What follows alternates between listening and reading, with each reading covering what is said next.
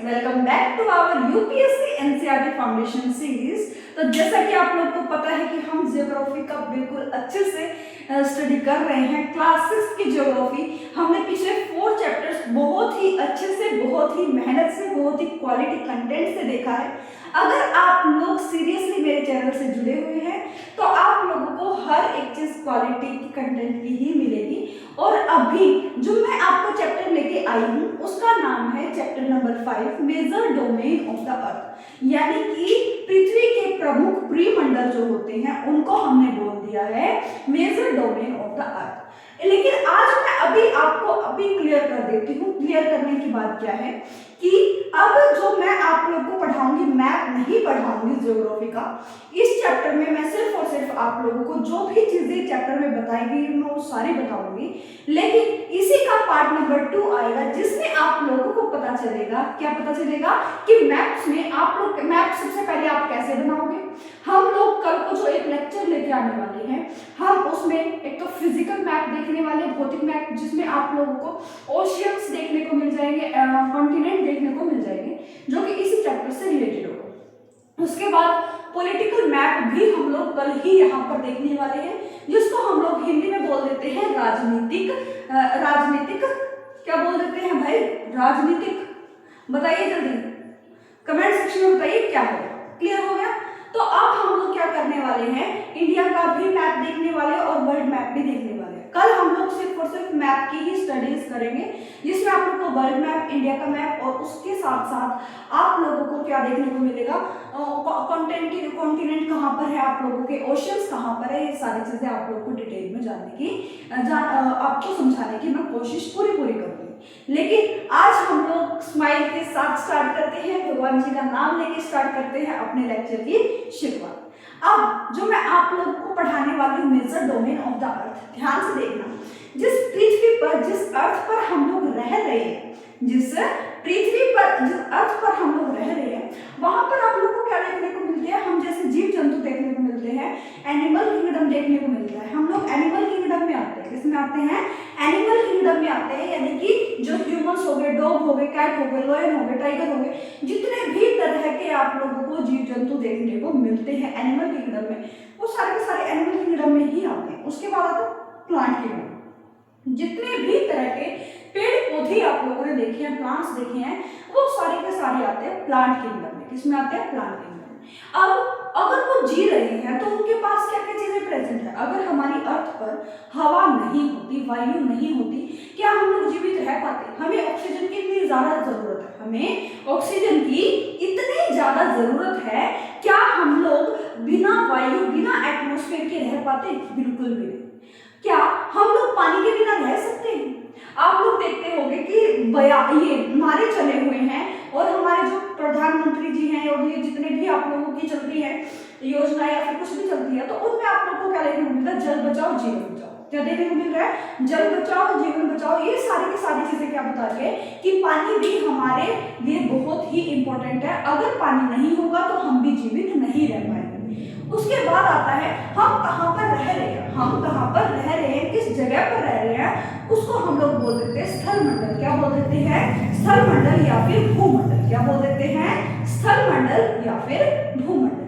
अब जो मैंने आप लोग को चीजें बताई, अगर तीनों चीजें अर्थ पर नहीं, अगर कहीं मार्स पर, जुपिटर पर, कहीं पर भी अगर आप लोगों को ये तीनों चीजें दिखाई दे जाए, एटमॉस्फेयर, वायु होनी चाहिए, उसके बाद आप लोग का लिथोस्फीयर, स्थल भूभाग होना चाहिए जहां पर रह सके, और उसके बाद आप लोग का आता है हाइड्रोस्फीयर, यानी कि पानी होना चाहिए। ये 3 चीजें जहां पर होंगी वहां पर लाइफ जो है प्रेजेंट होगी, वहां पर जो है जिंदगियां होंगी। जैसे कि हमारी अर्थ पर तीनों चीजें प्रेजेंट है, इसीलिए हमारी अर्थ पर क्या है, हमारी अर्थ पर लाइफ पॉसिबल है। हमारी अर्थ पर, हमारी पृथ्वी पर लाइफ पॉसिबल है। मैंने आप लोगों को प्रॉपर थोड़ा सा आइडिया में दे चुकी हूँ आप लोगों को। अब हम बिल्कुल जो भी मैंने लिखा हुआ है उसके साथ साथ पढ़ते हुए चलेंगे। एक एक वर्ड आपको समझ आएगा, इस बात की गारंटी मैं दे दूं। लेकिन स्माइल करना रुकना नहीं है। मेरे कमेंट सेक्शन में ये मैसेज जरूर आना चाहिए, कमेंट जरूर आना चाहिए, यस मैम हम स्माइल के साथ पढ़ रहे हैं। अगर कोई डाउट हो तो आप लोग कमेंट सेक्शन में पूछ सकते हो, फ्री हो बिल्कुल भी। क्लियर? हाँ जी। अगर मैं बात करती हूँ major domain of the earth, यानी कि पृथ्वी के परिमंडल, क्या है?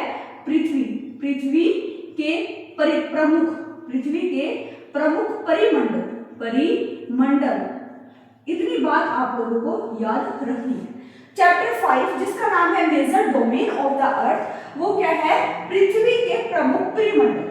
ऐसे प्रमुख परिमंडलों के बारे में बताना है जिनके बिना हमारी लाइफ ही नहीं हो सकती, जिनके बिना किसी भी जगह पर लाइफ नहीं हो सकती है।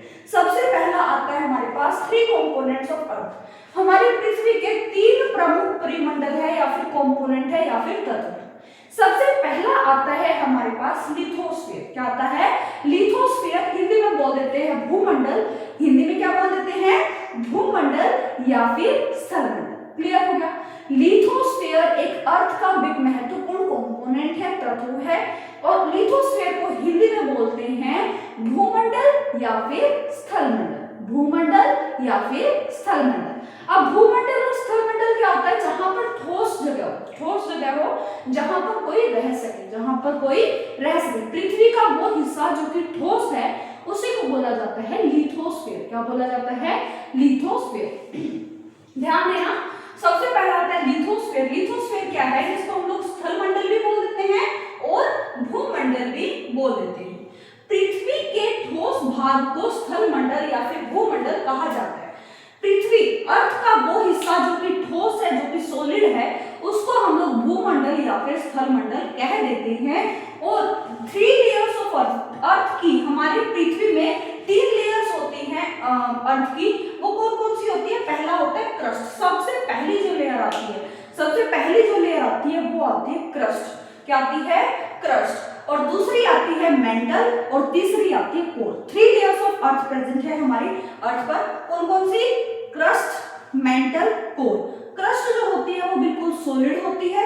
जब हम और नीचे जाएंगे और डेप्थ में जाएंगे अर्थ के, तो आप लोगों को देखने को मिलेगा मेंटल जो लेयर है आप लोगों की, वो कौन कैसी होती है, मेंटल जो होती है वो कौन सी लेयर होती है, मिड, जो बीच वाली लेयर होती है, उसमें क्या होता है, सेमी सॉलिड होता है, ना ही तो सॉलिड ना ही लिक्विड, बीच का होता है।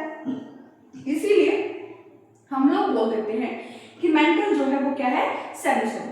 उसके बाद और अर्थ के आप लोग डेप्थ में जाओगे, नीचे जाते जाओगे, तो आप लोग को देखने को मिलता है कोर। क्या देखने को मिलता है, कोर। यानी कि कोर क्या होता है हमारे पास, कोर होता है लिक्विड फॉर्म में। किस फॉर्म में होता है, लिक्विड फॉर्म में होता है। और लिक्विड को हिंदी में बोलते हैं द्रव। क्या बोलते हैं, द्रव। इतनी बातें आप लोगों को याद रखनी है। लिथोस्फीयर क्या है, लिथोस्फीयर यानी कि भूमंडल या फिर स्थलमंडल वो है जो कि अर्थ यानी कि पृथ्वी का सॉलिड पार्ट, अर्थ का जो पृथ्वी का सॉलिड पार्ट है उसको हम लोग बोल देते हैं भूमंडल या फिर स्थलमंडल। क्या बोल देते हैं, भूमंडल या फिर स्थलमंडल। हमारी अर्थ जो वो गोल आकार की मैंने आपको अर्थ दिखाई थी, हमारी जो अर्थ है वो जो है 3 लेयर्स उसमें प्रेजेंट होती है। पहला होता है क्रस्ट, दूसरा होता है मेंटल, तीसरा होता है कोर। हमारे पास जो क्रस्ट आता है, क्रस्ट जो होता है वो होता है सॉलिड शेप। सॉलिड किसका होता है, सॉलिड। मेंटल होता है हमारे पास सेमी सॉलिड, यानी कि ना ही सॉलिड होगा ना ही लिक्विड होगा, बीच का होगा। उसके बाद आप लोग को देखने को मिलता है कोर। क्या देखने को मिलता है, कोर, यानी कि वो कैसा होता है, लिक्विड फॉर्म में होता है। और अगला ही चैप्टर जो है वो आप लोग को लैंडफॉर्म्स है, मेजर लैंडफॉर्म्स होता है। ठीक है, उसमें आप लोग क्या पढ़ोगे कि नीचे ना बहुत, हमारी पृथ्वी के नीचे बहुत अंदर, अगर हम पृथ्वी के बहुत अंदर जाए तो जमीन के नीचे क्या होता है, लावा होता है। क्या होता है, लावा होता है। वो ऊपर आने की कोशिश करता है, जिससे डिफरेंट लैंडफॉर्म्स आप लोगों को देखने को मिलती है। वो आप लोग नेक्स्ट चैप्टर में पढ़ने वाले हो। लेकिन मैं आप लोगों से बताने की क्या कोशिश कर रही हूँ कि कोर जो लिक्विड है वहीं पर आप लोग का लावा भी होता है। अब लावा जो है वो लिक्विड फॉर्म में ही होता है आप लोग का, जो ऊपर आने की कोशिश करता है। क्या आप लोगों को लिथोस्फीयर समझ आ गया? लिथोस्फीयर में कोई भी कमी नहीं रहनी चाहिए। मैं आप लोग को दोबारा बता, हम लोग पढ़ रहे हैं major domain of the earth, यानी कि पृथ्वी के प्रमुख परिमंडल। पृथ्वी के प्रमुख परिमंडल में सबसे पहला आता है लिथोस्फीयर। क्या आता है, लिथोस्फीयर, जिसको हम लोग बोल देते हैं हिंदी में भूमंडल या फिर स्थलमंडल। अब ये क्या होता है भूमंडल या फिर स्थलमंडल? अर्थ का वो सॉलिड पार्ट, अर्थ के सॉलिड पार्ट को हम लोग बोल देते हैं भूमंडल या फिर स्थलमंडल, और इंग्लिश में बोल देते हैं लिथोस्फीयर। अब हमारे लिथोस्फीयर यानी कि हमारी अर्थ की 3 लेयर होती हैं। सबसे पहला आता है हमारे पास क्रस्ट, जो कि सबसे पहली लेयर होती है। उसके बाद उसके नीचे जाओगे तो फिर आता है मेंटल, और उसके बाद आता है कोर। क्रस्ट जो होती है वो सॉलिड होती है, मेंटल जो होती है वो सेमी सॉलिड होती है, और जो आप लोग का कोर होता है वो क्या होता है, लिक्विड फॉर्म में प्रेजेंट होता है। उसके बाद अगर मैं आप लोगों से बात बात करती हूँ। फिर आता है हमारे पास सेकंड जो प्रमुख परिमंडल आता है, मेजर डोमेन आता है, वो आता है हमारे पास हाइड्रोस्फीयर। क्या आता है? हाइड्रोस्फीयर। सभी में स्फीयर का मतलब है, जहां पर आप लोग को देखा देखने को मिला लिथो, हाइड्रो, एटमो, उसके अलावा जो स्फीयर आप लोग को देखने को मिल रहा है उसका मीनिंग होता है मंडल। क्या होता है? मंडल, major domain of the earth. अब यहाँ पर आप लोगों को क्या देखने को मिलता है? हाइड्रो का मतलब होता है पानी, वाटर। हाइड्रो का मतलब क्या होता है? पानी यानी कि वाटर। तो यहाँ पर आप लोगों को क्या देखने को मिलेगा? हमारी पृथ्वी पर 2/3 भाग, अगर हम पृथ्वी को 3 हिस्से में बांट ले और 3 हिस्से बांट लिए, उनमें से 2 हिस्से जो हैं उस पर क्या है? पानी प्रेजेंट है, यानी कि वाटर प्रेजेंट है। अर्थ का वो पार्ट जहां पर पानी प्रेजेंट है उसी को हम लोग बोल देते हैं हाइड्रोस्फीयर, यानी कि क्या बोल देते हैं? जलमंडल। क्या बोल देते हैं? जलमंडल, इसको बोलते हैं हाइड्रोस्फीयर। क्लियर है? अब मैं आप लोगों को दिखा देती हूँ। पृथ्वी के बहुत बड़े भाग पर जल पाया जाता है। हमारी पृथ्वी के बहुत बड़े भाग पर जल पाया जाता है, उसे जलमंडल कहते हैं। क्या बोलते हैं? उसे जलमंडल कहते हैं। और आप सभी को पता है ब्लू प्लैनेट बोलते हैं हमारी अर्थ को। ये सारी चीजें मैं आप लोगों को फर्स्ट चैप्टर में बता चुकी हूँ, लेकिन जो आप लोग के इस चैप्टर में आई है मैं वो दोबारा चीजें बताऊंगी। लेकिन इसके साथ साथ आप लोग को स्माइल करते हुए चलना है। स्माइल करोगे तो करते रहोगे, स्माइल करोगे तो करते रहोगे। क्यों? क्योंकि स्माइल के साथ जब कोई काम करता है, बिल्कुल ऊर्जा के साथ करता है, तो वो बिल्कुल डबल स्पीड से होता है। लेकिन अगर आप लोग कोई मायूस होके अगर काम को कर रहे हो तो वो करना क्या हो जाता है? थोड़ा सा मुश्किल हो जाता है। क्लियर हो गया? तो स्माइल के साथ सारा काम हम लोग करेंगे। हमने major domain of the earth में 2 चीजें पढ़ ली। फर्स्ट आता है हमारे पास लिथोस्फीयर, यानी कि हमारे अर्थ का जो सॉलिड पार्ट होता है हमने उसको लिथोस्फीयर बोल दिया है। और लिथोस्फीयर की 3 लेयर होती है, crust, mental, core. Crust solid, mental semi solid, और हमारे पास कोर जो होता है वो क्या होता है? लिक्विड। उसके बाद हम लोगों ने पढ़ा हाइड्रोस्फीयर, जिसको हमने बोल दिया जलमंडल, यानी कि हमारी पृथ्वी पर बहुत बड़े भाग में पानी पाया जाता है, जल पाया जाता है, उसको हम लोग बोल देते हैं जलमंडल। क्या बोल देते हैं? जलमंडल, यानी कि हाइड्रोस्फीयर। और अगर आप लोग मानोगे नहीं, क्या मानना पड़ेगा? मैंने आपको अर्थ का सोलर सिस्टम वाले चैप्टर में भी आप लोग को पढ़ाया था, ज्योग्राफी का फर्स्ट चैप्टर जब मैंने आपको पढ़ाया कि हमारी पृथ्वी पर बहुत बड़े भाग पर क्या है? पानी है। यानी कि अगर हम पृथ्वी के 3 हिस्से कर ले, उसमें 3 हिस्सों में से 2 हिस्सों में क्या है? पानी ही प्रेजेंट है। पानी ही क्या है? हमारी पृथ्वी पर प्रेजेंट है। समझ आए? इसीलिए हमारी अर्थ को ब्लू प्लैनेट भी कहा जाता है। क्या कहा जाता है? ब्लू प्लैनेट, यानी कि नीला ग्रह भी कहा जाता है। उसके बाद आता है थर्ड जो आता है हमारे पास आता है एटमॉस्फेयर। क्या आता है? एटमॉस्फेयर क्या होता है? वायुमंडल। एटमॉस्फेयर क्या होता है?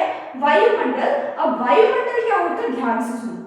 वो जब हमारी अर्थ को, जब हमारी पृथ्वी को गैस की जो लेयर है, गैस की जो चादर है, वो जब ढक लेती है और एक साथ सभी जगह से घेर लेती है, तो उसको हम लोग बोल देते हैं वायुमंडल, यानी कि एटमॉस्फेयर। क्या बोल देते हैं? वायुमंडल या फिर एटमॉस्फेयर। ध्यान से देखिए, एटमॉस्फेयर क्या होता है? वायुमंडल। एटमॉस्फेयर क्या होता है? वायुमंडल, गैसों की परतें जो पृथ्वी की चारों ओर से घेरती है। गैसों की परतें जो पृथ्वी को चारों ओर से घेरती है, उसे वायुमंडल कहते हैं। उसे क्या बोलते हैं?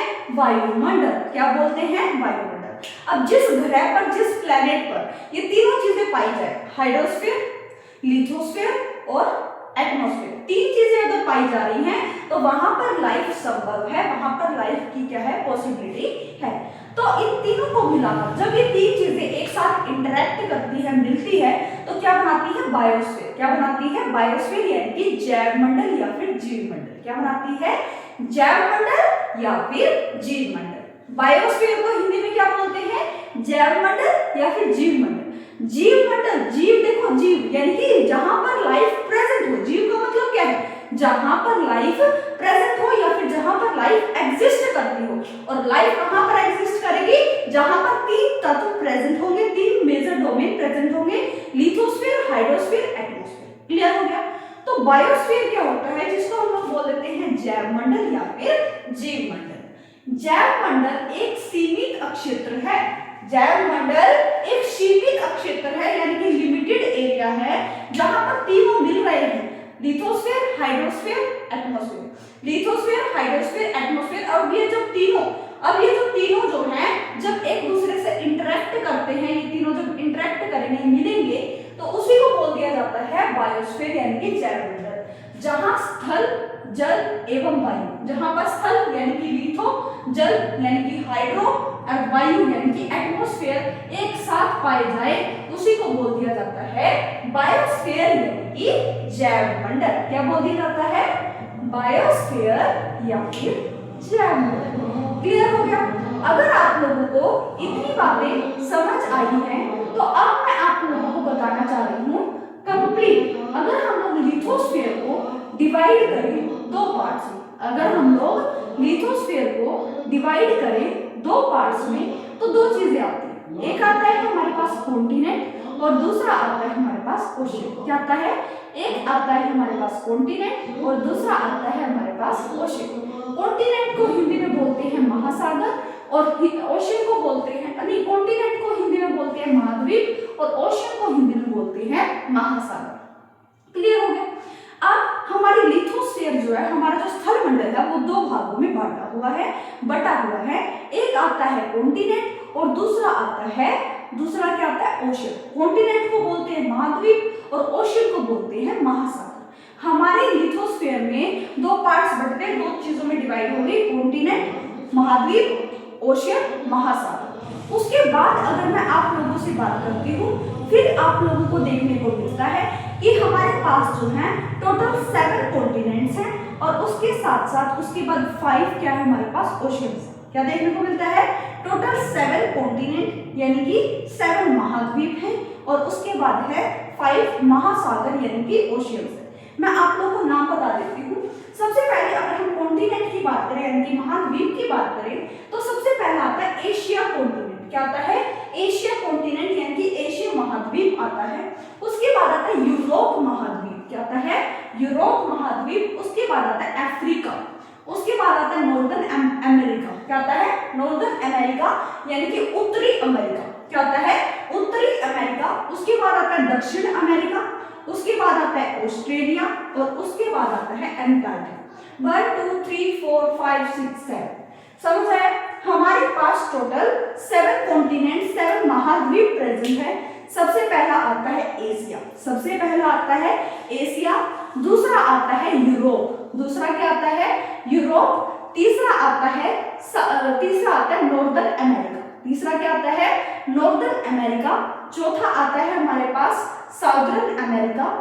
पांचवा आता है हमारे पास ऑस्ट्रेलिया। उसके बाद छठा आता है हमारे पास एंटार्क्टिका और 7th आता है अफ्रीका। 7 समझ आए? Asia, Europe, Africa, north America, southern America, उसके बाद आता है ऑस्ट्रेलिया और उसके बाद आता है एंटार्क्टिका। नाम याद रख लो। मैं कल आपको बिल्कुल मैप के साथ इसको चीजों को बढ़ाऊंगी। मैं वादा करती हूँ तो निभाती जरूर हूँ। मैंने आपकी एक दिन में 2 क्लासेस स्टार्ट की है, तो मैंने बहुत सोच समझ के स्टार्ट किया है और मैं बिल्कुल आपको क्वालिटी कंटेंट ही दूंगी। अगर आप लोग मेरे साथ साथ पढ़ रहे हो, ध्यान से सुन रहे हो, नोट्स बना रहे हो साथ साथ, अब फिर आप लोगों को क्या करना है? सिर्फ एनसीईआरटी रीडिंग करनी है और अच्छे से एनसीईआरटी की रीडिंग करिए और उसके अलावा आप लोगों को कुछ भी जरूरत नहीं है। लेकिन आप सभी को पता है कि आप लोग कोई स्कूल में जाते हुए बच्चे नहीं हो कि आप लोगों ने बातें लिख दी, आपको फुल मार्क्स मिल गए। आप लोगों को एक यूपीएससी, एक इतने बड़े टफेस्ट एग्जाम की तैयारी कर रहे हो, पूरे टफेस्ट एग्जाम की अगर आप लोग तैयारी कर रहे हो, तो अगर आप लोग मैथ्स का, ज्योग्राफी में अगर आप लोग मैथ्स का इस्तेमाल नहीं करते, मानचित्रों का इस्तेमाल नहीं करते हो, तो मार्क्स मिलने की जो कैपेबिलिटी है वो बहुत कम हो जाती है, पॉसिबिलिटी नहीं रहती मार्क्स मिलने की। इसीलिए हमारे लिए मैप्स यानी कि मानचित्र बहुत ज्यादा जरूरी है, जो कि मैं आप लोगों को कल का लेक्चर लेके आप सभी को पहले आप लोग को मैप ही बताऊंगी, उसके बाद हम लोग आगे बढ़ेंगे और अच्छे से आपको मैप समझ आएगा। मैं इस बात की आप लोगों को गारंटी देती हूँ। लेकिन आप लोग खुशी खुशी स्माइल के साथ पढ़ते रहिए, ठीक है। उसके बाद अगर आप लोगों को बात करूं, उसके बाद आता है ओशियन यानी कि महासागर, जो कि 5 है। क्या है? हमारे पास ओशियन भी है, महासागर भी है, जो कि कितने हैं? 5। कितने हैं? 5। सबसे पहला आता है पैसिफिक ओशियन, जिसको हम लोग बोलते हैं प्रशांत महासागर। उसके बाद आता है आर्कटिक ओशियन, जिसको हम लोग बोलते हैं आर्कटिक महासागर। उसके बाद बोलते हैं साउदर्न ओशियन यानी कि दक्षिणी महासागर। उसके बाद आता है इंडियन ओशियन यानी कि हिंद महासागर। ये हमारा महासागर जो कि हमारे लिए बहुत ही प्राउड की बात है कि जो ये महासागर है हमारे देश के नाम पर पड़ा है। पहला महासागर ऐसा है, पहला पूरे वर्ल्ड में हुआ है कि क्या हुआ है कि हमारे देश के नाम पर किसी महासागर का नाम रखा गया है। ठीक है, तो ये क्या है हमारे पास इंडियन ओशियन यानी कि भारत का जो महासागर, आप लोग इसको बोल सकते हैं हिंद महासागर। क्या बोल सकते हो? हिंद महासागर। उसके बाद आता है अटलांटिक ओशियन। क्या आता है? Atlantic ocean. 5 ओशियंस के नाम आप लोगों को याद रखने हैं, उनकी सारी डिटेलिंग जो है मैं आप लोगों को कल आराम से बताऊंगी, उस चीज की आप लोग बिल्कुल भी टेंशन ना। ठीक है, सबसे पहला आता है पैसिफिक ओशियन। क्या आता है? पैसिफिक ओशियन यानी कि प्रशांत महासागर। दूसरा आता है हमारे पास अटलांटिक ओशियन। क्या आता है? Atlantic ocean. तीसरा आता है हमारे पास आर्कटिक ओशियन। चौथा आता है हमारे पास साउदर्न ओशियन और पांचवा आता है हमारे पास इंडियन ओशियन। क्या आता है? Indian ocean. तो ये 5 ओशियंस के नाम आप लोगों को याद रखने हैं। 7 कॉन्टिनेंट के नाम अभी के अभी कमेंट सेक्शन में बताइए, अभी के अभी लर्न करके दिमाग में बैठा के 7 कॉन्टिनेंट के नाम बिना देखे आप लोग कमेंट सेक्शन में बताएंगे। क्लियर हो गया? आप लोगों को 7 कॉन्टिनेंट के नाम कमेंट सेक्शन में अभी के अभी बताने हैं और 5 ओशियन के नाम भी आप लोगों को कमेंट सेक्शन में ही बताने हैं। अभी के लिए आप लोग सिर्फ नाम याद करो, मैं आप लोग को पूरी डिटेल, पूरी लोकेशन आप लोग को मैप्स के थ्रू समझाऊंगी। क्लियर हो गया? उसके बाद आता है आपके पास हाइड्रोस्फीयर। क्या आता है? हाइड्रोस्फीयर। सबसे पहले हम लोगों ने पूरे लिथोस्फीयर की बात कर ली कि लिथोस्फीयर में हमारे पास क्या क्या चीजें प्रेजेंट है। अब हम बात करते हैं हाइड्रोस्फीयर यानी कि जलमंडल। किसकी बात कर रहे थे? अब डिटेल में देखते हैं हाइड्रोस्फीयर यानी कि जलमंडल। अब जो जलमंडल होता है हमारी अर्थ पर सबसे ज्यादा पानी किसका? Ocean water. क्या है? ओशियन वाटर यानी कि महासागर का जो पानी है वो कितना है? 97.5%। इसमें ये बहुत ज्यादा सोल्टी पानी होता है। क्या होता है? बहुत ही ज्यादा सोल्टी पानी होता है, ये हमारे पीने के लायक नहीं होता। उसके बाद हमारी पूरी अर्थ पर जो फ्रेश वाटर होता है, जो हम लोग यूज करते हैं, पीते हैं, वो सिर्फ और सिर्फ 2.5% ही प्रेजेंट है। सबसे ज्यादा अगर हम सोल्टी वाटर की बात करें तो वो एंटार्क्टिका में प्रेजेंट है।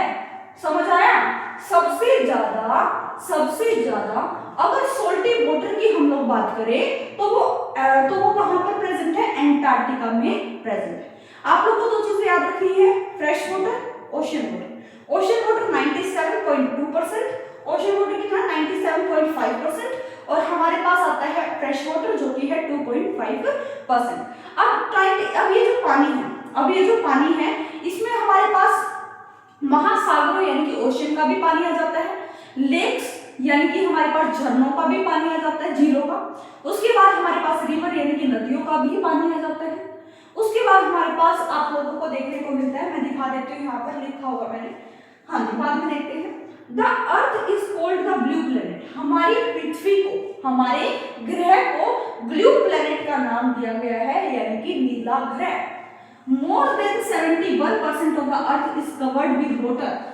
हमारी पूरी अर्थ का, मैंने आपको क्या बताया था कि हमारी पूरी अर्थ जो है अगर हम उसके 3 हिस्से करते हैं, 2/3 हिस्से में क्या प्रेजेंट है? पानी प्रेजेंट है।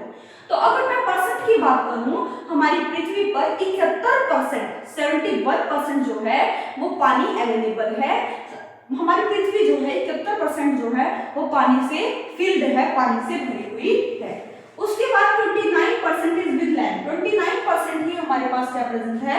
लैंड यानी कि स्थल मंडल प्रेजेंट है, स्थल भूभाग यहाँ पर प्रेजेंट है।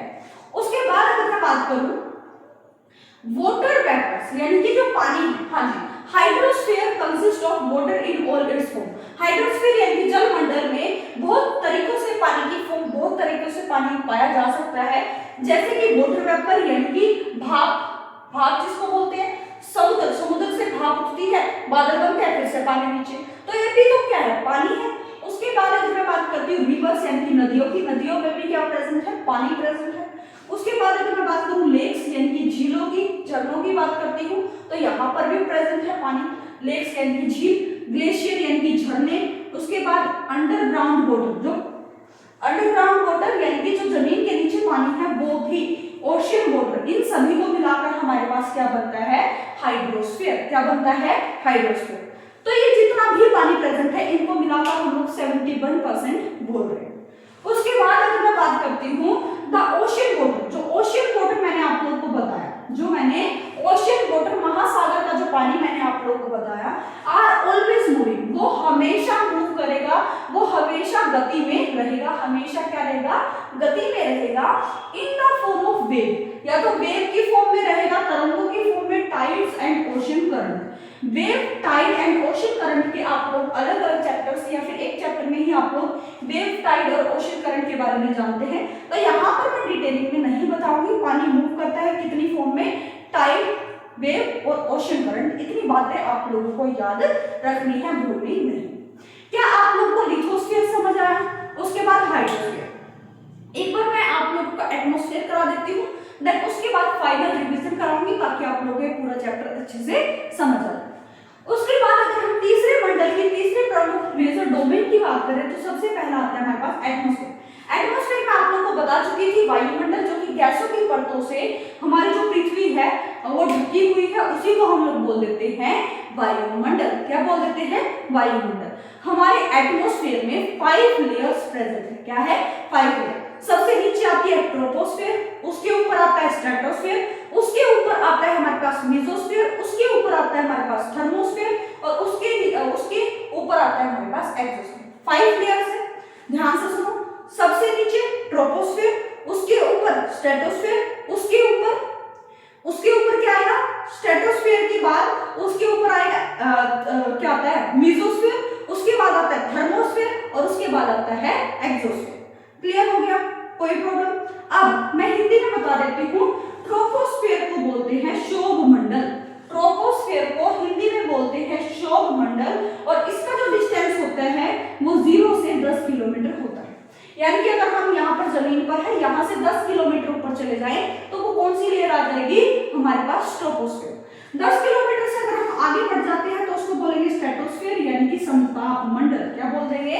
समताप मंडल। और उसका जो डिस्टेंस है वो होगा 10 किलोमीटर से 50 किलोमीटर। यानी कि 10 किलोमीटर के बाद अगर हम आगे बढ़ते जाएं और 50 किलोमीटर तक जाएं तो वो क्या हो जाएगा हमारे पास? स्ट्रेटोस्फेयर यानी कि समताप मंडल।